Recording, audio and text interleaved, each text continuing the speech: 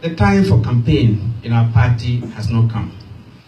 But I can tell you that I've been hearing my name in the corridors of leadership in the party, and the very first time I heard my name was in 2012, after the demise of our dear old Professor President, when His Excellency John Dramani Mahama was sworn in, and there was a need for the appointment of a vice president. I must say that when I heard my name out there, I was a little worried. I thought there was someone out there trying to create the impression of some inordinate ambition. And it was quite worrying for me. But later, I read in the graphic that the party was going to take a very critical decision, and that in that decision, they were going to select either my very good self or Professor Kwesi. And it was in graphic. And graphic is a very credible paper. When I saw that, I got a little worried because I had no appetite for it at the time. Lo and behold, a decision was taken. I investigated, made a lot of inquiries, and realized that it wasn't a choice between Sylvester Mensah and Kwesi as was reported, but it was a choice between getting a candidate from the central region or getting a candidate from either Greater Accra or Volta region. And the decision was to get a candidate from the central region, which rhymed with my own thinking. That elapsed. Then the second time my name came up again within the corridors of leadership was in 2015, when His Excellency John Dramani Mahama had been renominated as the flag bearer of the party. And then speculations became rife, who becomes the running mate, and I started seeing my name all over again in the media, without prompting, without lobbying, without engaging anyone. And I realized that for some reason, my name keeps coming up time and again. Of course, for the second time too, the appetite was low. And I realized that there was something that people were really clamoring for. We have lost an election. The focus is on reorganization. But as we do our branch reorganizations, what occupies the minds of most of our people is what happens after branch reorganization. We are going into 2020 elections, and what happens?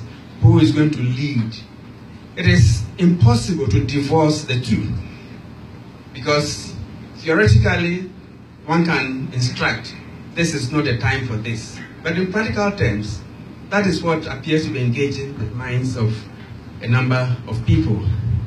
And again, there are several consultations, and several people have been inviting to encourage one to consider. I must say that if in the two earlier occasions, I either had no appetite or the appetite was low, at this time, the appetite is very, very high.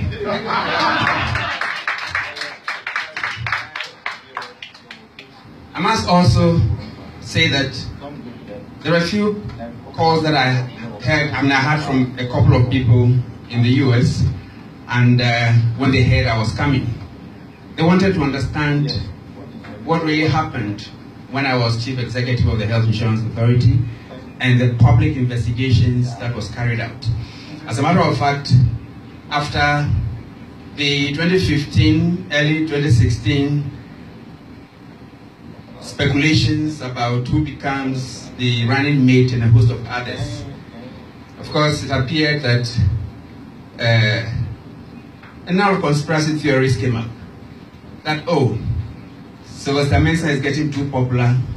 There's a need to clip his wings. There's a need to flatten him, and all kinds of conspiracy theories.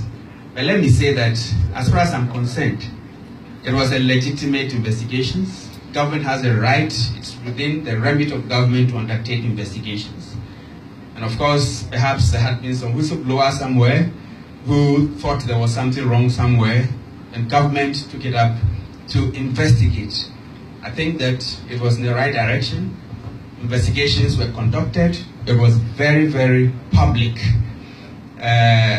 What is important is that the investigations ended, and it was declared that there has been no adverse finding. It came with a lot of pain, a lot of difficulties.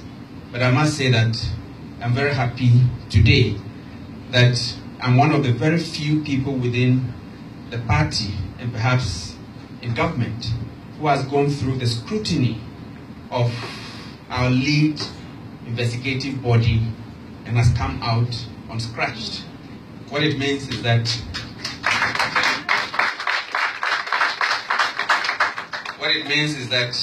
there is a reputation that has been polished, and it's telling the whole world that there is a gentleman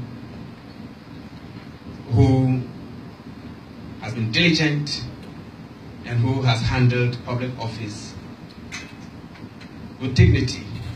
And so today, I can say that I'm one of the few with a clean bill of health as far as our consistency to our core values as a party is concerned.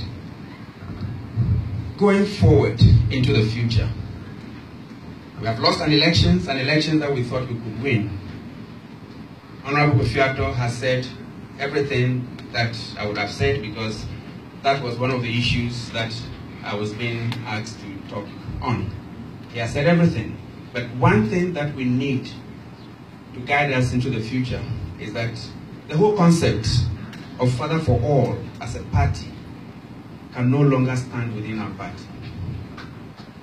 And anyone who emerges as leader of our party and who tries to reenact the whole concept of Father for All will be extremely lucky to be lynched, because that concept is not working and helping us anymore. From the experiences that we have gathered with the NPP in government today, it is quite obvious that NDC would have to rewrite its concepts, and particularly our desire to embrace everyone. Of course, social democracy, which has the red rose as its symbol, and which symbolizes love, extending a hand of friendship, community, support, ensuring that those at the margins of society are supported through social protection policies and what have you.